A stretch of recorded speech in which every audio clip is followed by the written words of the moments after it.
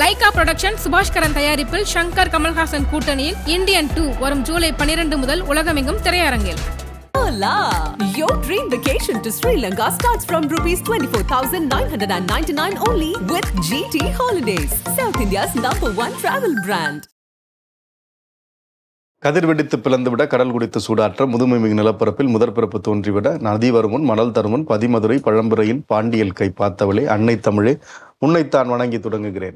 அன்பிற்கு யாதன் சினிமா நேயர்கள் அனைவருக்கும் அன்பு வணக்கங்கள். இன்றைக்கு நம்மோடு பேசுவதற்காக தமிழ் சினிமாவில் மிக மிக பிரசித்தி பெற்ற இயக்குனர்னு சொல்லலாம். அன்றைக்கு தொடங்கி இன்றைக்கு வரைக்கும் தமிழ் திரையுலகத்தில் இவர் இல்லாமல் ஒரு ஒரு ஒரு ஹிஸ்ட்ரி எழுத முடியாதுன்னு சொல்லக்கூடிய அளவுக்கு ஒரு மிகப்பெரிய டைரக்டர்னு சொல்லலாம். அண்டு ரொம்ப ரொம்ப ரொம்ப ரொம்ப ஸோ ஸ்வீட் பர்சன். சாரை பற்றி சொல்லிக்கிட்டே போகலாம். Vincent Selva sir, director Vincent Selva sir, வணக்கம் சார். எப்படி இருக்கீங்க சார்? நல்லா இருக்கேன் சார். மகிழ்ச்சி சார். எங்களுடைய நிகழ்ச்சிக்கு வந்ததுக்கு எங்களுடைய நெஞ்சார்ந்த நன்றி. நீங்க டைரக்டரா மாறினதற்கு ஒரு மிகப்பெரிய காரணம் பாலு மகேந்திரா சார் இல்லைங்களா, உங்களை மடைமாற்றது. ஸோ என்னன்னா லெனி சாருக்கு நான் வந்து சினிமாட்டோகிராஃபி தான் இருக்கேன். நான் இப்போ கிளாஸ்ல வந்து ஃபிலிம் இன்ஸ்டியூட்ல படிக்கும்போது சினிமாட்டோகிராஃபி இதில் தான் இருப்பேன். அவங்க பார்த்தாங்க ஒரு லெவலுக்கு மேலே, சரி இவ்வளோ இதுவாக இருக்கிறேன் அப்படின்னா கண்டுக்க மாட்டாங்க. அதெல்லாம் நானும் போய் அப்படி ஒர்க் பண்ணுவேன். வெளியே வந்து இல்லை இவரை போய் பார்ப்பேன். அடிக்கடி நான் போய் ஜெனின் வின்சென்ஸை பார்த்துட்டே இருப்பேன். அவர் வந்து எனக்கு வந்து சினிமாட்டோகிராஃபி பண்ணது திடீர்னு வரல மீட்டருக்கு போய் இப்போ மீட்டர் பாரு அப்படின்னுவாரு. அப்புறம் ஃப்ரேம் வச்சுட்டு பாரு இது பாரு நான் படத்துக்கு அப்போயே நான் ஃபர்ஸ்ட் இயர் படிக்கும்போது அங்கே போயிட்டேன், ஜாயின் பண்ணிட்டேன். இப்போ நான் என்னோட ஷார்ட் ஃபிலிம் வந்து பண்ணதுனால அவர் லெனி சார் வந்து நீ டேரக்டராக தான் வரணும், டேரக்டராக தான். எனக்கு டேரக்டர் மேலே டேரக்டர் இன்ட்ரெஸ்ட் ஆகிடுது சார். இல்லை சார். இப்போ ஒரு நாள் வந்து வண்டியில் ஏறினார். எங்கே வண்டியில் ஏறினேன். போய் அக்கா அந்த இடம் வந்து பாலு மகேந்திரா சார். ரொம்ப நாள் ஆச்சு நான் யார்கிட்ட சொல்லலை. அவர் ஏதோ 2 பேரும் பேச போகிறாங்கன்னாக்கா சொல்கிறாரு. அவர் எல்லாம் பேசிட்டார் போல். பாலு மகேந்திரா சார், செல்வா நீ எப்போ ஒன்றா டைரக்ட் பண்ணலாம், நீ சினிமாட்டோகிராஃபி உன் படத்துக்கு நீ எப்போ ஒன்றா பண்ணிக்கலாம், டைரக்ஷன் சாதாரண விஷயமே கிடையாது. அவரும் ஒரு ஷார்ட் ஃபிலிம் பற்றி எனக்கு சொன்னாங்க அப்படின்னு. ஃபர்ஸ்ட் டைரக்ட் பண்ணேன், இது பெரிய கலையாது, அது எனக்கு உனக்கு கிடைச்சிருக்கு, அது மிஸ் பண்ணது ஆமா அப்படி மாத்திட்டாரு. இது காரணம் எல்லா சினிமாட்டோகிராஃபர் தான். இப்போ நிறைய டைரக்டர்ஸ்க்கு எப்பவுமே ஃபர்ஸ்ட் படம் பண்றது நானா தான் இருந்தது. நானும் சரணும் ரொம்ப க்ளோஸ். ஆமா, அந்த டைம்ல சரணுடைய ஃபர்ஸ்ட் சொல்றேன், எந்த படம் பண்ணாலும் நீதான் சினிமாட்டோகிராஃபிடா, அப்படிதான் நாங்க இருந்தது. பட் எப்படி சார் விஜய் சாருடைய ஃப்ரெண்ட்ஸ்க்கெல்லாம் நீங்க க்ளோஸ் ஆனீங்க? என்னன்னாக்கா நாங்கள் இருந்த ஏரியா பக்கத்தில் தான் விஜய் சாருடைய ஃப்ரெண்ட்ஸ்லாம் இருந்தாங்க. நான் இன்ஸ்டியூட் முடித்த பீரியட் அப்போ அவங்க வந்து நினைக்கா ஒரு அட்வர்டைஸ்மெண்ட் கம்பெனி சீரியல்லாம் பண்ணலாம் அப்படின்னு ஆரம்பித்தேன். ஃபர்ஸ்ட் லைஃப்பில் சீரியல் பண்ணலாம் அப்படி தான் ஆரம்பித்தேன். அப்புறம் நான் ஆடு கேட்டெல்லாம் அவங்களுக்கு பண்ணி கொடுத்துட்டு இருந்தேன். பண்ணிட்டு இருக்கும்போது சீரியல் பண்ணலான்னு அப்படின்னு நினச்சிருக்கும்போது அப்போ அங்கே விஜய் சூர்யாலாம் நம்ம சூர்யா எல்லாம் வருவார். அங்கே வந்து சூர்யா வந்து அப்போ வந்து ஒர்க் பண்ணிட்டு இருந்தார். அம்பத்தூர்ல கம்பெனி வருவார் அவர் என்சிசில. அப்போ விஜய் சார் கிட்ட சொல்லிட்டு நான் பசங்கிட்ட பேசிட்டே இருக்கும்போது நான் ஒரு லைன் சொல்றேன், எப்படி இருக்கேன்ட்டு அப்படி ஒரு லைன் சொன்னேன். நல்லா இருந்துச்சு. யாருக்கு என்ன விஜய் சார் அவ்வளவுதான் நான் விடு நம்மளால ஒரு சொல்லி. யாரெல்லாம் உங்களுக்கு அப்போ ஃப்ரெண்ட்ஸா இருந்தாங்க சார்? விஜய் சாருடைய அந்த 5 பேருமே செட். 5 பேருமே செட். அப்போ ஸ்ரீநாத் வருவாப்புல, சுஜய் வருவாப்புல, மனோஜ், டாக்டர் சஞ்சய். ஆமாம்மா டாக்டர் வந்து என்னை வந்து ரொம்ப பிடிக்கும் இருக்குங்க. விஜய் கிட்ட எப்படியாவது இந்த கதையை சொல்லி டைரக்டர் ஆகணும்னு ஆசைப்பட்டது சுஜய். அப்படின்னு இவங்கெல்லாம் விஜய் சார் கூட எப்படி பழகுவாங்க சார்? அந்த ஷூட்டிங் ஸ்பாட்ல நீங்க பாத்துருக்கீங்களா? இல்ல, அவங்க ஷூட்டிங் ஸ்பாட்ல விஜய் வந்து அது வேற ஃப்ரெண்ட்ஷிப் வேற, சினிமா வேற. இல்ல உங்க ஆட் ஃபிலிமுக்கு விஜய் சார் வரும்போது இவங்க அவர் வந்து விஜய் சார் ஆட்ல அவர் வரும்போதெல்லாம் ஷூட்டிங் இல்லாத டைம்ல தான் வருவார். வந்தா கூட அவர் தனியா இது பண்ணிட்டு இருப்பாரு. நம்ம அப்படி ஜாலியாக சும்மா கேஷுவலாக அப்படி அவர் இப்போ இருக்க ரொம்ப கேஷுவலாக பசங்களோட ஜாலியாக அப்படி பேசிட்டு போயிடுவாங்க. அவ்வளோதான் விஜய் சார் வருவார். பட் ஷூட்டிங் வந்து எப்படி நம்ம ஆட் ஃபிலிம்லாம் வந்து மந்த்லி ஒன்ஸ் ட்வைஸ் நடக்கும், அவ்வளோதான் நடக்கும். ஓகே. அண்ட் எப்படி விஜய் சார் கிட்ட கதையை சொன்னீங்க? ஒரு கண்டிஷனோட சொன்னீங்கன்னா? ஆமாடா, என்ன சொல்றேன்னா அவர் தான் நான் போய் மொட்டை மாடியில் உட்காடுறேன். நின்றுட்டு இருக்கும்போது சேர்லாம் எடுத்து போடுறாரு. எனக்கா தலைவர் சேர்லாம் எடுத்து உட்காருண்ணா, பரவாயில்ல ஏன் இதெல்லாம் பண்ணுறீங்க? இல்லை பரவாயில்ல உட்காரு அப்படின்ட்டார்.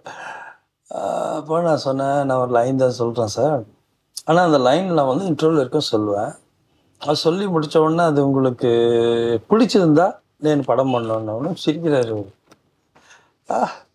கண்டிஷன்லாம் வரும் அப்படின்ட்டு சிரிச்சிட்டு சொல்லு நீ என்ன சொல்லு பாக்கல என்ன பெருசா கதை சொல்ல ஏன்னா அந்த டைம்ல அவர் நிறைய படம் பண்ணார். உண்மையிலே அவர் நிறைய படம் இருந்தது, ஒரு 7 படம் இருந்தது, 7 ஃபிலிம்ஸ் கையில வச்சுட்டு இருந்தாரு. அதுக்கப்புறம் தான் என்னால் அப்போ சொல்ல ஃபர்ஸ்ட் கண்டிஷன் என்னன்னா, என்னால் உங்கள் கதையை கேட்டு சூப்பராக இருந்தால் கூட நான் பண்ண முடியும், ஏன்னா எனக்கு 7 படம் இருக்கு. ஆனால் எனக்கு வந்து என்ன கான்ஃபிடென்ட்னா இந்த கதையில் விழுவார். ஏன்னா அந்த டைமில் வந்து நெகட்டிவாக பண்ணுறதுக்கு இந்த டைமில் வந்து எந்த ஆர்டிஸ்டோட செய்கிற மாதிரி வரல. நான் ஷாருக் கான் வந்து அங்கே வந்து அட்டை கிளப்பிட்டுக்கிறாரு. ஸோ ஆமாம் தருலாம் பிச்சுக்கிட்டு ஓடுது. எல்லாருக்கும் இங்கே இன்ஸ்பிரேஷன் தெரியும். நான் வந்து ஒரு லைன் சொல்லி முடித்த உடனே விஜய் வந்து சிரிச்சுட்டு செகண்ட் ஹாஃப் சொல்லுங்கன்றார். அதுதான் இம்மிடியட்டாக அவங்க அப்பாவுக்கு ஃபோன் பண்ணேன். அவர் கதை கேட்டேன், எனக்கு ரொம்ப நல்லா இருக்கு, நீங்கள் கேளுங்க, நான் இவ்வளோ படம் இருக்கேன் கேளுங்க அப்படின்னு. ஆனால் என்னென்னா அவர் டிசைட் பண்ணிட்டார் இந்த படம் இதான் ஃபஸ்ட்டு பண்ணணுன்ட்டு. அது எனக்கு தெரியாது. அதுதான் 7 படத்துக்கு அப்புறம் சொல்லியிருந்தாரு. என்னடா அது நடக்க போகுதுன்னு நினச்சிட்டு இருந்தேன். எல்லாத்தையும் தள்ளிட்டு நம்ம படத்தை பண்ணார். இந்த ப்ரீ ப்ரொடக்ஷன், இந்த ஸ்டோரி டிஸ்கஷன் இதெல்லாம் வந்து எஸ்ஏசி சார் வருவாருங்களா?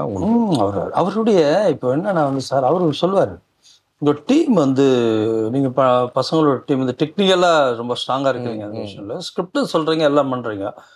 பட் அவர்னாக்கா ஒரு சில இதெல்லாம் வந்து விஜய் இல்லை இப்போ காதலுக்கு மரியாதை படம் பண்ணதுனால அடுத்த படம் பண்ணுறாரு. நம்ம படம் ஒரே செகண்டில் வந்து அது கேரக்டர்ஸ் அடி வாங்கி கீழே வந்துடும், கொஞ்சம் மிஸ் ஆனோட காலி ஆகிடாது.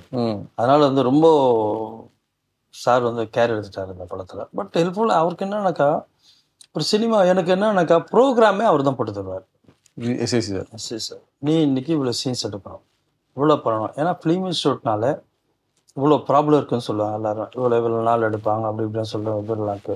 ரெண்டாவது என்னன்னாக்கா அவர் பண்ண வேண்டிய படத்தை கட் பண்ணிட்டு பண்றாருன்னும் போது அவர் ரொம்ப அவருக்கு நிறைய பேர்டன் இருக்கு, இப்படி பண்ணாரு. பொதுவாக வந்து ஒரு டைரக்டர் தான் ஹீரோவை பார்த்துப்பாங்கன்னு பேரு. ஆனா உங்களுக்கு ரிவர்ஸா விஜய் சார் உங்களை ரொம்ப கம்ஃபர்ட் பண்ணி அந்த ஃபர்ஸ்ட் படம் வந்து ரொம்ப சாதாரண விஷயமே கிடையாது. நான் என் அசிஸ்டன்ட் கிட்ட சொல்லுவேன், கண்டிப்பா ஒரு ஆர்டிஸ்ட் வந்து சப்போர்ட் பண்ணேன். சப்போர்ட்னா ப்ரொடியூசருக்கு ஆப்போசிட்டாவோ ஒன்றுமே கிடையாது. எனக்கு என்னன்னாக்கா ப்ரொடியூசரு அவர் வந்து ஒரு ப்ரொடியூசர்ஸ் வந்து ரொம்ப மரியாதை கொடுக்குறாரு விஜய் சார் பொறுத்தவரைக்கும். எனக்கு வந்து படத்தில் வந்து பார்த்தீங்கன்னா ஒவ்வொரு விஷயமும் நான் என்ன எதிர்பார்க்குறேன், என்ன பண்ணிட்டு இருக்கிறேன், என்ன தேவைப்படுது நான் நினச்சிருந்தேன். அப்படியே வந்து பக்கத்துல என்னன்னா ஏதோ அப்படி இப்படி நான் எதனா பேசட்டா ஏதோ வேணதில்ல நான் பார்த்துட்டு இருக்கிறேன் போயிட்டு இது ஒன்றும் பிரச்சனை இல்லை அப்படின்னு. கொஞ்சம் ப்ரொடியூசர்ஸ் யாருன்னா நம்மளை யாருன்னா ஒரு மாதிரி பேசிட்டாருன்னா உடனே சப்போர்ட் பண்ணி பேசுவார், சத்தம் போட்டுருவார் போயிட்டு. அது என்னன்னு எனக்கே தெரியல. அது ஒரு ரிலேஷன்ஷிப் பாண்டிங்ஷிப் வந்து எனக்கு விஜய் அவருக்கு என்ன ரொம்ப பிடிக்கும், எனக்கு அவர் ரொம்ப பிடிக்கும். ஷூட்டிங் முடிச்ச உடனே பார்த்தீங்கன்னா மேக்ஸிமம் எங்கள் ரூமில் தான் வந்துட்டு என்னென்ன பண்ணணும் செய்யலாம் அப்படின்றது சீன்ஸ்லாம் கேட்டுட்டு அவர் ரூமில் தான் போயிட்டு எல்லாம் இது பண்ண முடியும். ஆனால் வந்துடுவார். ஏன்னா நாங்கள் வந்து என்னன்னாக்கா ஃபுல்லாக நான் இந்த விஜய் மில்டன் எல்லாமே டீம் ஒரு உட்காந்து என்ன பண்ணலான்ற ஒரு விஷயங்கள் வந்து அடுத்த நாள் சீன்ஸ் என்னென்ன நான் பண்ணலாம் அப்படின்னு அவங்க பேசும்போது நிறைய விஷயங்கள் போனால் அது விஜய் சார் ரசிப்பார் உட்காந்து. ஃபர்ஸ்ட் டே ஷூட்டிங் எப்படி இருந்தது சார் உங்களுக்கு? அது ரொம்ப சேலஞ்சிங்கான இது.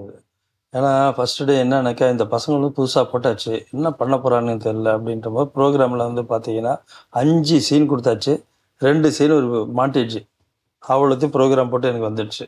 எஸ்ஏசி சார் கொடுத்துட்டாரு. அதான் எஸ்ஏசி சார் நாலேஜெல்லாம் வர முடியாது. ஆனால் அவர் என்னன்னாக்கா வந்து எங்களை அப்புறம் தான் தெரிஞ்சு அவர் ட்ரெயின் அப் பண்ணுறதுக்கு தான் பண்ணுறாரு. நாங்கள் ஒரு 5:30 முடிச்சுட்டு ஒரே சத்தம், நான் அப்படியே கத்திட்டு இருந்தேன். என்ன அப்படின்னு முடிச்சிட்டாங்களா அப்படின்னாரு. ப்ரொடியூசர்ஸ் எல்லாம் வெளியே உட்காந்துட்டு இருக்கிறாங்க. விஜய் சாருக்கு ஃபர்ஸ்ட் சீனே வந்து என்னன்னாக்கா வந்து மாமனார் மர்டர் பண்ணிட்டு வீட்டுக்குள்ளே வருவார், அதான் ஃபர்ஸ்ட் சீனு. ஆமாம் ஃபர்ஸ்ட் ஷாட்டே அதான்.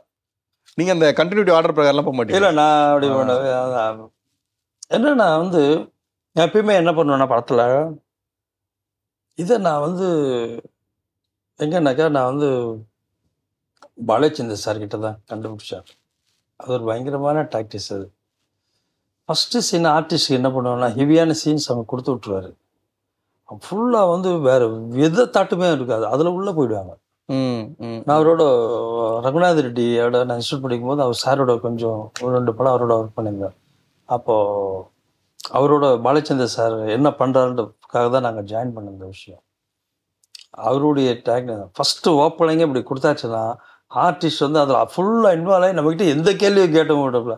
சீனை பிரமாதம் வந்தோம்னா நம்ம மேலே ஒரு இம்ப்ரெஷன் வந்துடும். ஸோ அதுதான் அந்த ஃபர்ஸ்ட் சீன். ஆமாம், அது வந்து நாங்கள் தான் பாலச்சந்தர் சார் கிட்ட தான் பிடிச்சாரு. அவர் சார் தான் அது. எப்படி இருந்தது சார் பிரியமுடன் படத்தில் சாரோட ஒர்க் பண்ணது, விஜய் சாரோட ஒர்க் பண்ணது? ஏதாவது மறக்க முடியாத அனுபவங்கள் இருந்தால் சொல்லுங்கள் சார். ஆனால் நான் எல்லா படத்துலையும் சொல்லிகிட்டே இருக்கிறேன். ஒவ்வொரு விஷயமும் ஒவ்வொரு நாளைக்கு ஒரு ஒரு விஷயந்தான். அது கிளைமேக்ஸ் எல்லாம் நான் நிறைய இன்டர்வியூவில் சொல்கிறது தான்.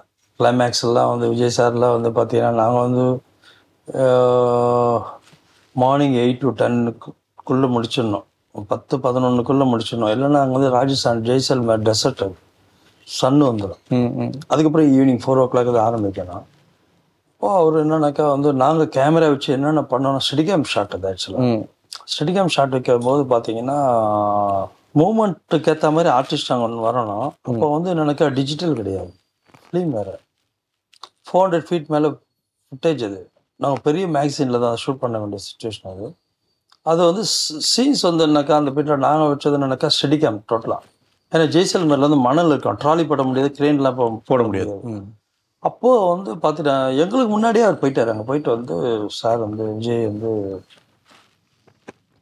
ஃபுல் அண்ட் ஃபுல் ப்ராக்டிஸ் பண்ணிவிட்டு எங்கே எப்படி வரணுன்னு நாங்கள் போனோன்னு பார்த்தாரு. சார் தலைவரே என்னடா அப்படின்னா, இல்லைண்ணா சும்மா நீங்கள்லாம் ரொம்ப கஷ்டப்பட்டு இதெல்லாம் பண்ணுறீங்கன்னு, அதுக்கு நம்மளும் ஒரே ஷாட்டில் முடிக்க தேவையில்லையா, அதுக்கு எதாவது நினச்சோம். ஒரே ஷாட் தான் அதை எடுக்க முடியும், ஆனால் திருப்பி அந்த ஷாட்டை பண்ண முடியும். ஏன்னா நிறைய விஷயங்கள் பண்ணணும். அது ஒரே இந்த மிசால் சீன் மாதிரி. அது அவர் ஒரே ஷாட் வந்து அடிச்சு முடிச்சு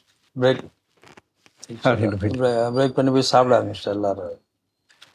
உங்கள் படத்தில் மணிவண்ணன் சார் நடிச்சிருப்பார்ல சார், அவரை பற்றி சொல்லுங்கள் சார். மணிவண்ணன் சார் வந்து சார் அவர் பெரிய டைரக்டர் சார். அவருக்கு என்ன விஷயம்னாக்கா அவங்களுக்கு மாதிரி வரும்போது எனக்கு ரொம்ப ஈஸி, சீனை ரொம்ப ஈஸியாக எடுத்துடும். ஒரு சீனில் வந்து நம்ம எடுக்கும்போது பார்த்தீங்கன்னா ஒரு நாளைக்கு 2 சீன் தான் எடுக்க முடியும். ஆனால் அவர்லாம் வந்து 5 சீனில் 6 சீன் கூட அடிக்கலாம். காரணம் என்னக்கு சீன் சொல்லிட்டா போதும். ஆனால் என்னென்னா எதிர்க்கிற ஆப்போசிட்டில் இருக்கிற ஆள் ரொம்ப முக்கியம். இந்த கவுண்ட்டு கரெக்டாக கொடுக்கணும், டைமிங் கொடுக்கணும், எல்லாம் டென்ஷன் ஆகிடுவார். அவர் வேறு பயங்கர பிஸியாக அந்த பீரியடில். எங்கள் படத்தில் அப்படி தான் சார் இருந்தோன்னா என்ன சீன் ஃபுல்லாக சொல்லிடணும். அவர் அப்படியே கேட்டுகிட்டே இருப்பார், அப்படியே விடுவார். சரி செல்வா எங்கே நான் என் கூட வர்றது யார் விஎம்சி. அவர் அதில் என்னென்னா பெரிய மட்டும் விஎம்சி அவர் சரியான ஆர்டிஸ்டில் 2 பேரும் கட்ட நடிப்பாங்க. அவர் 2 பேரும் வந்தாலே ரொம்ப ரசிக்கலாம், அந்த அளவுக்கு கவுண்டர் அடிப்பாங்க. ஆனால் விஎம்சி விடவே மாட்டார். ஆனால் மணிவண்ணன் சார் சான்ஸே கிடையாது. அவருடைய டைலாக் இது அந்த விஷயம் பட்டுன்னு அடிச்சுடுவார். நம்ம எழுதி கொடுக்குறதெல்லாம் கிடையாது, நம்ம கொடுக்குறது 50-ஆ தான் இருக்கும். 100% அங்கே வேற மாதிரி வரும். அதை நம்ம எதுவும் பிரேக் பண்ணவே முடியாது, கட்டம் பண்ண முடியாது. ஆனால் ஸ்கிரிப்டை தாண்டியும் போக மாட்டார். அதே மாதிரி இன்னொரு டைரக்டர் வந்து எஸ்ஐசி சார் நடிச்சிருந்தாரு உங்க படம். ஆமாம், எஸ்ஐசி சார். அவரை நடிக்க வச்ச அனுபவம் எப்படி இருந்தது சார்? அவர் வந்து சார் பயங்கர ஸ்ட்ரிக்டாக இருப்பார். அப்படி ஸ்ட்ரிக்டாக மாதிரி தான் இருப்பார். அடுத்த நிமிஷம் வந்து சாப்பிட்டாரு. இல்லைப்பா நான் எதுக்கு சொன்னேன்னா அப்படின்ற விஷயம். ஆனால் என்னன்னா எனக்கு விஜய் மில்டன் நாங்களாம் ஃபஸ்ட்டு படம் பண்ணும்போது வெளியே நின்று அதான் சொல்லுவோம், சிங்கத்தின் குகைக்குள்ளே போகிறோம் அப்படின்ட்டு. அங்கே உள்ளே போயிட்டு வெளியே வரும்போது தான் ஒரு சந்தோஷமாக இருக்கும். போட்டு புழிஞ்சு எடுத்துருவார். ஆனால் அதெல்லாம் நல்லதுக்கே தான். அப்போ அந்த பீரியடில் நம்ம என்ன படம் ஒரு யூத்தாக இருக்கும்போது ஒரு சின்ன ஒரு கோபம் உள்ளுக்குள்ள இப்படி என்ன நம்மளை இப்படி இது பண்ணுறாரு அப்படின்னு. அது நல்ல விஷயம். அதை நாங்களே பேசியிருக்கிறோம் அதை பற்றி. உங்களுடைய படத்தினுடைய பாடல்கள் அதாவது ரொம்ப அருமையான பாடல்கள் எல்லாமே, அந்த பாடல்கள் பற்றி சொல்லுங்கள் சார். நான் சாங் வந்து ரொம்ப கேரட் இருப்பேன் ஆக்சுவலாக. எங்கள் வீடு வந்து எங்கள் ஒய்ஃப் வந்து இப்போ தான் ஒரு 5 வருஷத்துக்கு முன்னாடி என்ன பண்ணிட்டாங்கன்னாக்கா கிட்டத்தட்ட ஒரு 15 மூட்டை கேசட்டு சிடி எங்கப்பா அவ்வளோத்தையும் வந்து அந்த பெயிண்ட் அடிக்க வந்தாங்கல்ல அவங்ககிட்ட கொடுத்துட்டாங்க. எல்லாத்தையும் அதில் போட்டு நான் வந்து பார்க்குறேன் எதுவுமே காணும். ஆனால் வீடு ஃபுல்லாக என் ரூம் ஃபுல்லாக அதுவாக தான் இருக்கும். நான் இப்போ கேசட் சாங்ஸ் கேட்டுகிட்டே இருப்பேன். எனக்கு அது ரொம்ப பிடிக்கும். அது எப்பயுமே என்ன அப்படின்னாக்கா வந்து ராஜ் கபூர் கூட ஒரு தடவை சொல்லுவார்.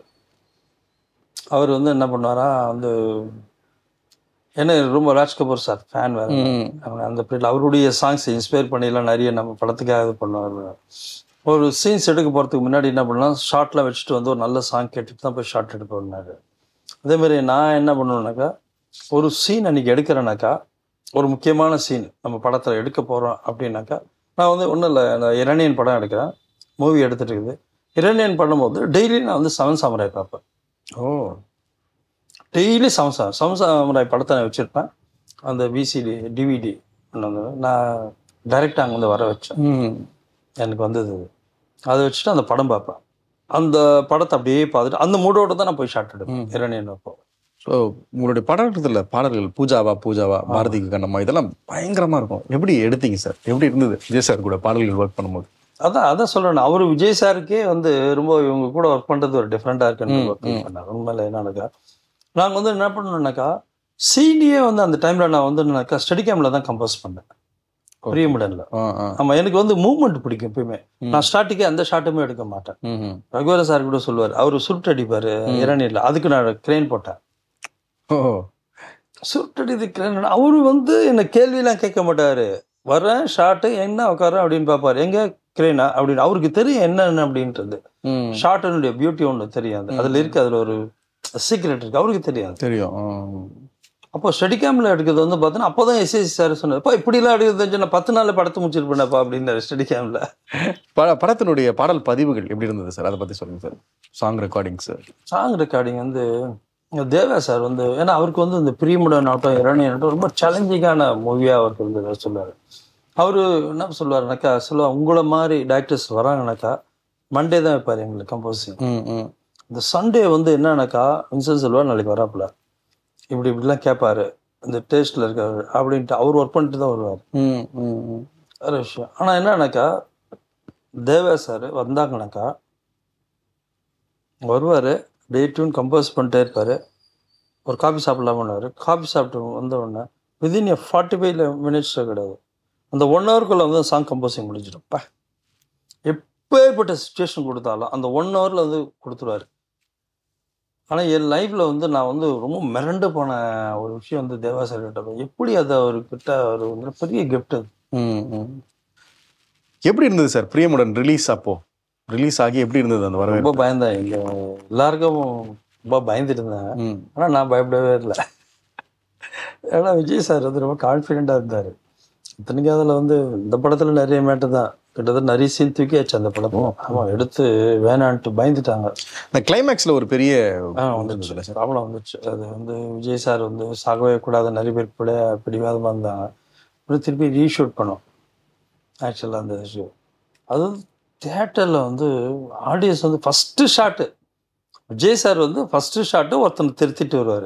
நெகட்டிவ் படம், நெகட்டிவ் விஜய் நெகட்டிவாக வர்றார், ஆன்டி ஹீரோவாக சொல்லிட்டாங்களா, அதனால் அந்த வரும்போதே கிளாப்ஸ். ஏன் இப்படி ஒரு விஷயமே எனக்கு தெரியல. அது முடிச்ச உடனே அப்புறம் 2 பேரும் ஃப்ரெண்ட்ஸுன்னு நான் இன்ட்ரடியூஸ் பண்ணி விட்டுருப்பேன். இன்ட்ரோல் பிளாக் தாங்க படத்தை ஹைலைட்டு.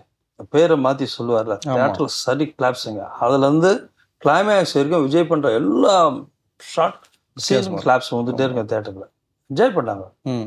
அது பெரிய மேட்டர். ஆனால் எஸ்ஐ சொன்னார், அந்த மாமனார் தள்ளி விடும் போது தேட்டர் சைலண்டாக இருந்ததுன்னா படம் வந்து காலிப்பா அப்படின்ட்டார். டபுள் பாசிட்டிவ் பார்க்கும்போது எல்லாரும் பயன்படுத்த வேண்டியது தான். என்ன விஜய் போய் இப்படி பண்ண வச்சுட்டீங்க, என்ன விஜய் போய் இப்படி பண்ண வச்சுருக்கீங்க.